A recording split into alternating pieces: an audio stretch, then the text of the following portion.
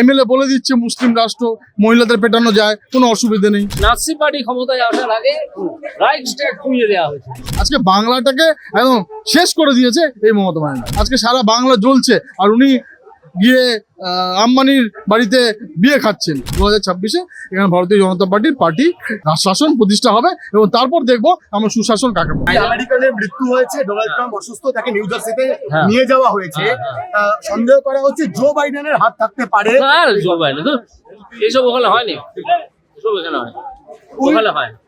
আপনারা মনে রাখুন যে নাৎসি পার্টি ক্ষমতায় আসার আগে রাইট স্টেট খুঁজে দেওয়া হয়েছে। এরকম সব চক্রান্ত হয় বিভিন্ন রকমের, ঠিক আছে। নিজেরাই নিজেদের গুলি করে বলছে যে আমরা মরে গেলাম। কলকাতার রাস্তায় ট্রেনের মধ্যে মানুষের দেহ পাওয়া যাচ্ছে, দেখার কেউ নেই। কি দেখবে, দেখুন মানুষকে এটা নিয়ে বিশেষ প্রতিক্রিয়া আমি দেবো না। এটা দিনের মতো বিশেষ কিছু নেই, মানুষকে নিশ্চিত। মোদি আম্বানি আদানিদেরকে দেশ বিক্রি করে দিচ্ছে, সেই আম্বানির ছেলের বিয়েতে মমতা ব্যানার্জি ফুলে তোড়া নিয়ে যাচ্ছে। ঠিক আছে, ওনাকে যেতেই হবে, কম্পালশন আছে তো। পরবর্তী ভিসা নিয়ে বারবার সংস্কৃতি আজকে আমরা দেখি ঘটনা হচ্ছে, কিন্তু তৃণমূলের তরফ থেকে বলা হচ্ছে এটা পুরোটা সাধারণ বিষয়, কোনো রকম ভাবে তারা মানতেই নারাজ।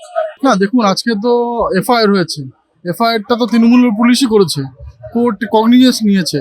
আজকে এনএচআরসি থেকে শুরু করে মহামান্য আদালত থেকে শুরু করে প্রত্যেকটা ইনস্টিটিউশন সেটা কগনিজেন্স নিয়ে আজকে আমাদের তো কোর্ট রায় দিয়েছে এখানে এই ধরনাটা করার জন্য।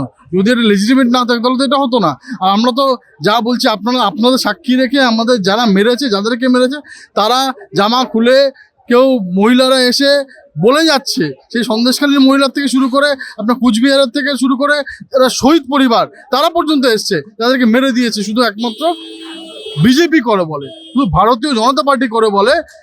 দেখুন আজকে আমাদের এই বাংলা হিন্দু হোমল্যান্ড বাঁচানোর লড়াই দেখছেন তো, কোনো এমএলএ বলে দিচ্ছে মুসলিম রাষ্ট্র, মহিলাদের পেটানো যায়, কোনো অসুবিধা নেই। কেউ বলে দিচ্ছেন আজকে ওনাদেরকে ইসলাম ধর্ম পড়ানো হবে, নিতে হবে, তাহলে ভালো হয়। তো এইটা ওই রকম নয়, এটা অ্যাকচুয়ালি আমাদের রাজনৈতিক লড়াই প্লাস নিজেদের বাঁচার লড়াই। দেখুন আজকে সেই ক্যালকাটা কিলিংসের সোহরাবুর্দি যেই সিস্টেমটা করেছিল, সেম জিনিসটা এই লেডিস সোহরাবুর্দি এটা করছে। তো তার বিরুদ্ধে আজকে ভারতীয় জনতা পার্টির সর্বাত্মক লড়াই, এবং এই লড়াই আজকে 2026 অবধি আমরা নিয়ে যাবো এবং 2026-এ এখানে ভারতীয় জনতা পার্টি শাসন প্রতিষ্ঠা হবে এবং তারপর দেখবো আমরা সুশাসন কাকে বলে।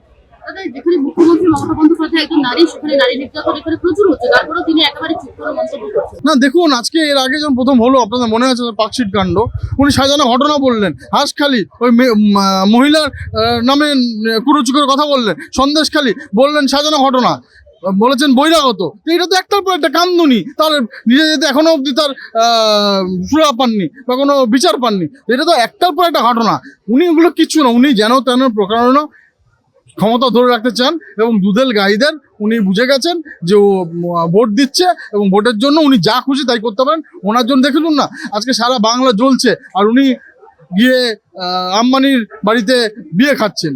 আজকে আম্বানিদের এখানে কোনো ইনভেস্টমেন্ট নিয়ে আসতে পারছেন না, বিয়ে খেতে দেখছেন, খেলা মেলা ছাড়া। আর ওনাকে কোনো ইন্ডাস্ট্রি আজ অব্দি ওপেনিং করতে দেখেননি।